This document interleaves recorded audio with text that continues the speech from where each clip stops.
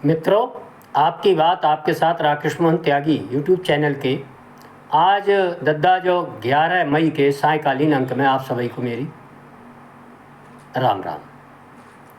हम सबको मालूम ही है भैया, देश की परिस्थितियां आजकल कैसी हैं और किस प्रकार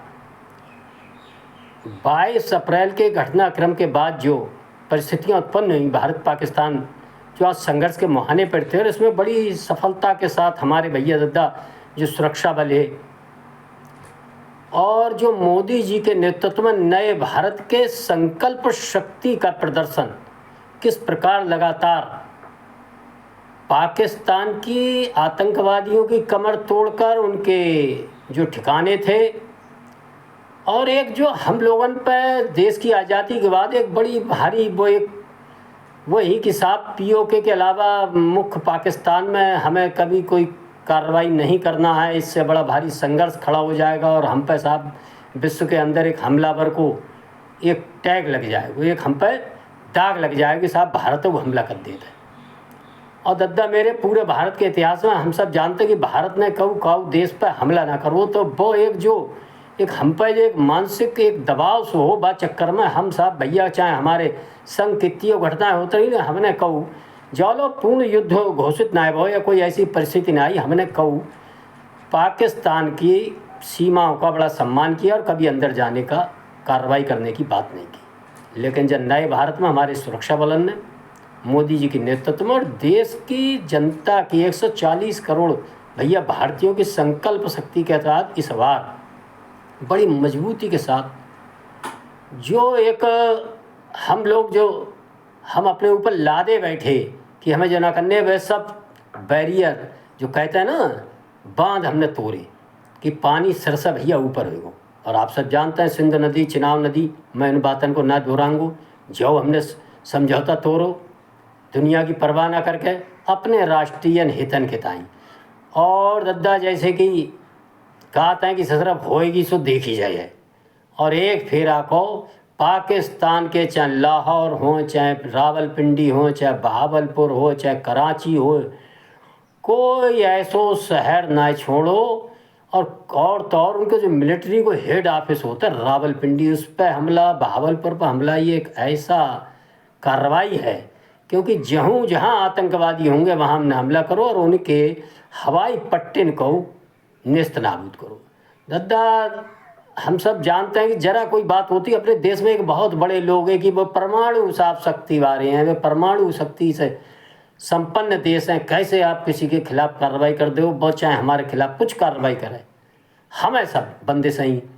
और एक जो मानसिक रूप से कभी कभी लगता था कि भाई क्या होगा, वह जो एक हमारे दिमाग में हमारे देश के जनमानस में ही वो परमाणु बमबारी बहु उनकी कि शाहीन है कि साहब गौरी हैं कि अब्दाली हैं, सब मट्टी में लौट रहे हैं। सब आप देख रहे होंगे वे कहूँ पार ना कर पाई, और सब भारतीय हमारे जो सुरक्षा बल व हमारे आयुध और जो हमारे हथियार थे जो हमारी सुरक्षा कर रहे, उन सब ने वे सब निस्त नाबूद कर दी।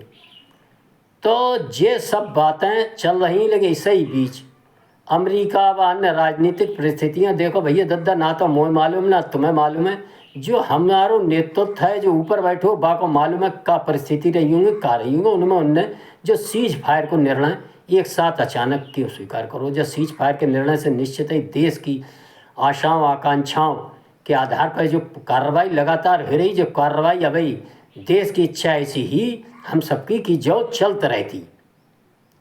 और इनके बाइडेन पे, पाकिस्तान के बाइडेन पे कतई कोई विश्वास ना है कि ये तो कई फेरा वायदे कर चुके हैं। बाइडेन के चक्कर में भैया दद्दा वो एक गानों आपको मुँह को ध्यान आ रहा हूँ, मैं आपके संग दोहरा रहा हूँ, वादा तेरा वादा वादे पे तेरे मारा गया बंदा में सीधा साधा।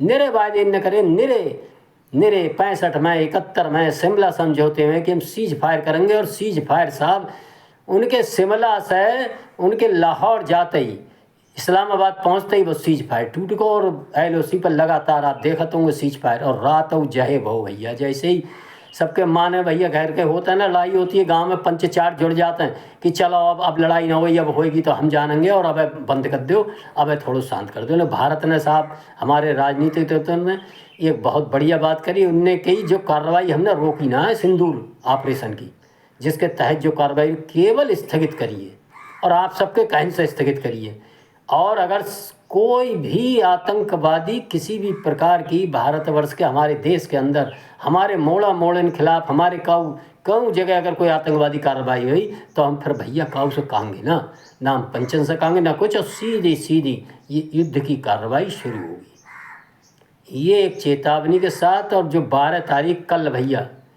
कल अपने देश की पहचान भगवान बुद्ध जयंती को शुभ अवसर है, और जा से बढ़िया साहब जो तिथि ना हो सकती, बुद्ध जयंती के अवसर पर भारत ने जो संदेश देने में कोई कसर ना छोड़िए। भारत भैया बुद्ध को देश है, तो फिर युद्ध करनो जानते हैं, ऐसा सुना है मेरे बुद्ध की शांति की बातें हम करते हैं।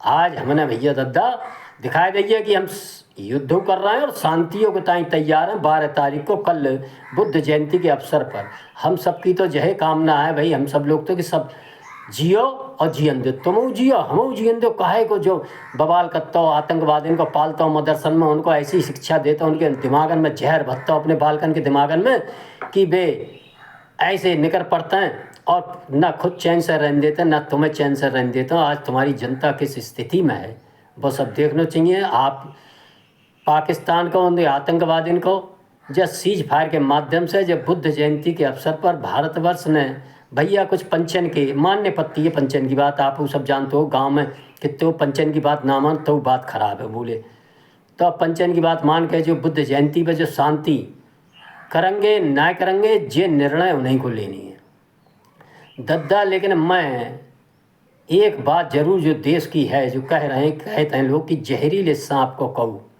चुटैल करके ना छोड़े, सारे की मुड़िया रगड़ के ही छोड़े, बा को जो फन होता है वह कुचलिए दे।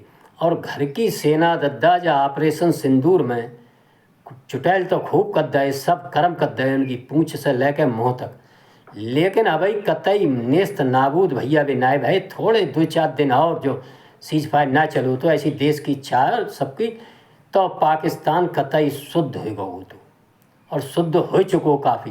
क्यों रिया हुआ पंचन के पास जाए के गाँव होता ना जब पिटे था जब सब तरफ से, तो रिया आता भैया हमारा समझौता करा दो हमें बचाओ।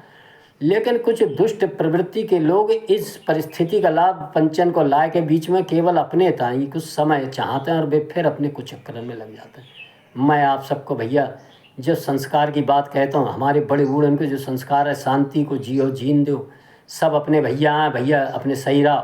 लेकिन मैं आपको ध्यान दिवा रहा हूँ 1000-1200 साल से घर को देश घर के सब महान राजा महाराजा जो बड़ी इनको नाम है, कैसे इन समझौता सीज फायरन के चक्कर में कैसे अपमान सहो हारो सही, और कैसे कैसे पढ़। मैं आपको भैया दद्दा जो आज जो बतबतों में कहना हो बाकी माध्यम से आप सबकी भावना होगी, आपों को सबको ध्यान आवे हाँ ये बात सही है।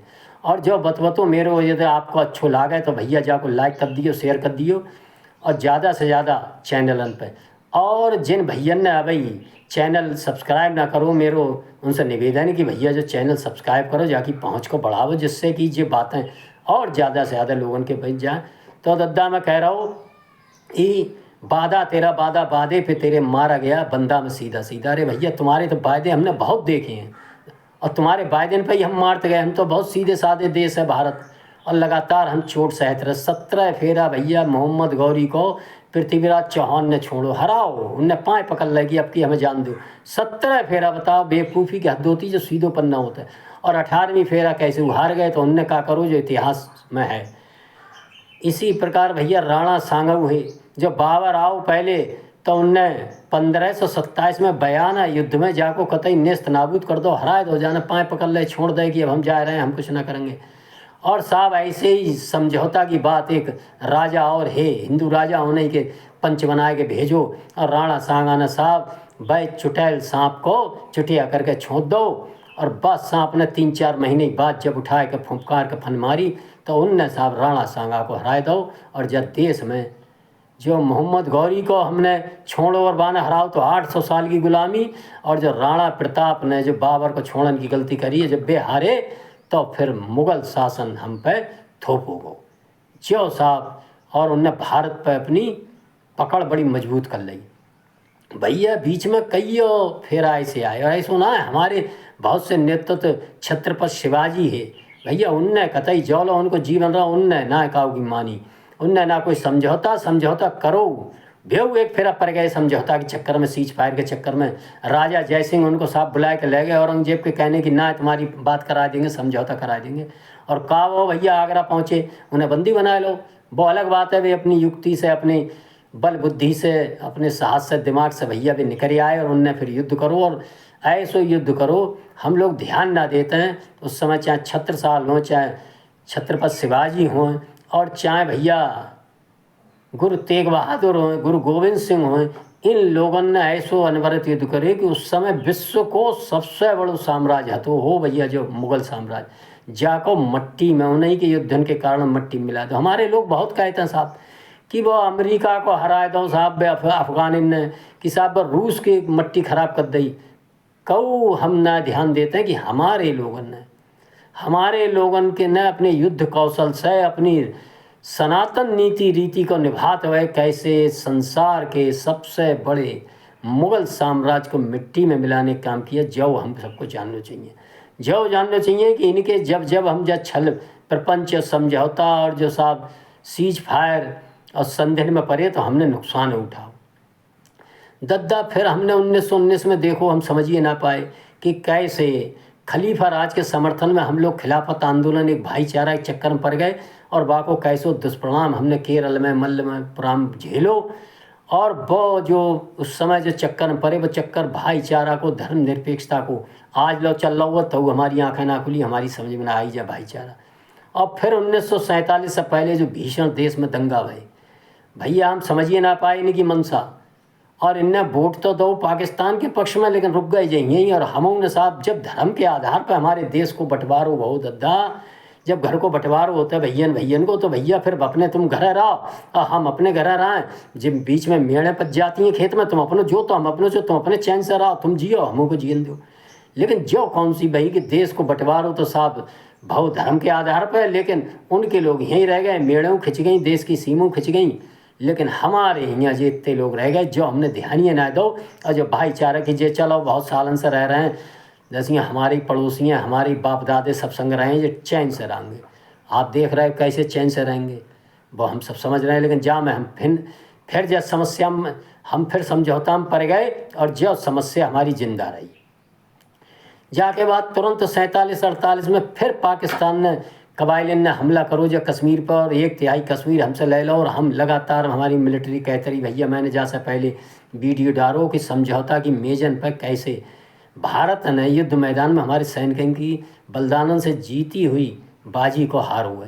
कैसे उसी प्रकार भैया 47-48 में कश्मीर को हम न ले पाए, जबकि कहते रहे जाके पंचन के पास पहुंच गए, सीज फायर करके बैठ गए और LOC बन गई। और आज लो वो समस्या हमारे सिर दर्द है।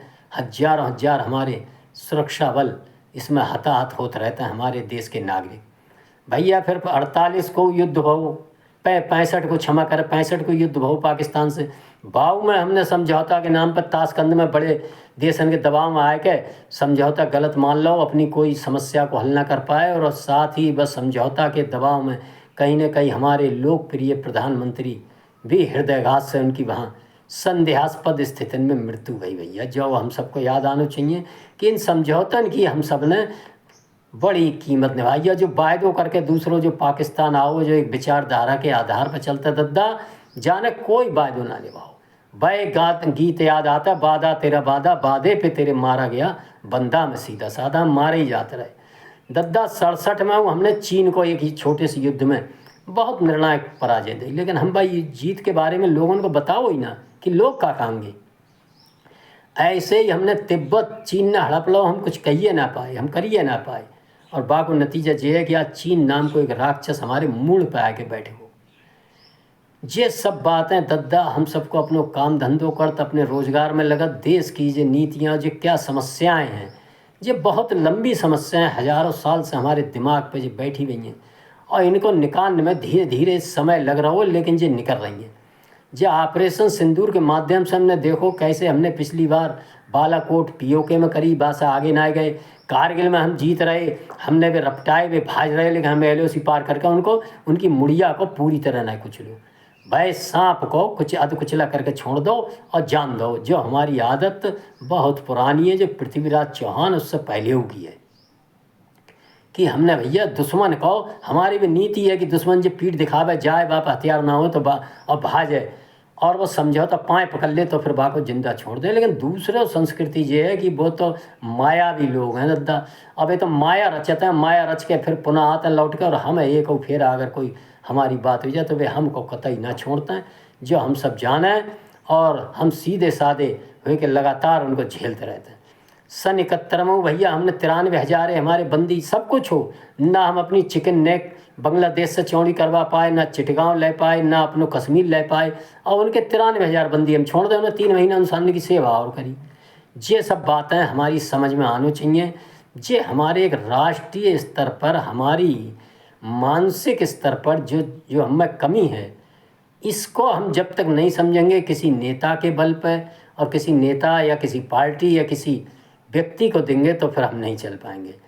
लेकिन भैया वर्तमान भारतीय नेतृत्व ने आतंक की नीतियों को अपनी राष्ट्रीय नीति बनाने वाले देश जो पाकिस्तान हो, अपने ऑपरेशन सिंदूर से भैया जो बिल्कुल एक स्पष्ट संदेश दे दो कि यदि आप किसी भी प्रकार का आतंकवाद करेंगे तो पाकिस्तान के अंदर से आतंकवादी संदेश है, कोई कोना ऐसा नहीं कि जहां हम तुम्हारी मुड़िया रगड़ देना, और मुड़िया रगड़ के ना चुटैल करके ना कतई नेस्त नाबूद ना करें। चाहे तुम रावलपिंडी में बैठी हो, चाहे भावलपुर में बैठी हो, चाहे कराची में बैठी हो, चाहे पीओके में हुई हो, कहूँ हो गए। अब हमारी बहुत हमारे देश की जो बहुत लंबे समय से झिझकी कि अपनी सीमा में आएगा उस भाई को मारेंगे अंदर ना, अब हम तुम्हारे घुसक है तुम्हें मारेंगे जो करके दिखाओगे। भले ही जो सीज फायर 12 तारीख को हमारी शर्तें ना मानी, भगवान बुद्ध की जयंती के अवसर पर हमारे शांति के प्रस्ताव को ना मानो, तो दद्दा महाभारत में जैसे 100 गलतियाँ लगातार सहन के बाद भगवान कृष्ण ने किस प्रकार एक आतताई जो उनको अपनों ही रिश्तेदार हो बाको मूड सुदर्शन चक्र से काटो, तो भारतवर्ष के पास भैया सेना के पास एक सुदर्शन चक्र है S-400। आपने देखो है वो सोशल मीडिया पे बाकी चित्र कैसे कतई सुदर्शन चक्र की तरह चलता है, और वहाँ दुश्मन की सब जितने वे ड्रोन और मिसाइल और गौजी गजनबी और जने काका बनाए पड़े शाहीन फाइन सब फुस कर दी, सब मट्टी के ढेर में मिलाई दी। जो मैंने पिछले अंक में कही बिल्कुल 22 हुई बहु, तो जिन्हें जब संदेश दे दो कि सुरक्षित कतई ना, और तुम्हें बचान वाली मिलिट्री हो चाहे सरकार हो, बहुत सुरक्षित ना है। लेकिन एक बात हम लोगों को समझना चाहिए भैया कि आखिर जे कुछ संदेश जे कुछ तोड़ दे जे ढांचे, और जे कुछ आतंकवादी मार देंगे, जे कई बार इस तरह की घटनाएं हो चुकी हैं, और जे हजारों साल से ऐसा ना हमारे पूर्वजन ने इनके लाखन लाख लोगों को मट्टी में मिला और अपनों बलिदान लाखन की संख्या में, तो लगातार जो लड़ाई लड़ी।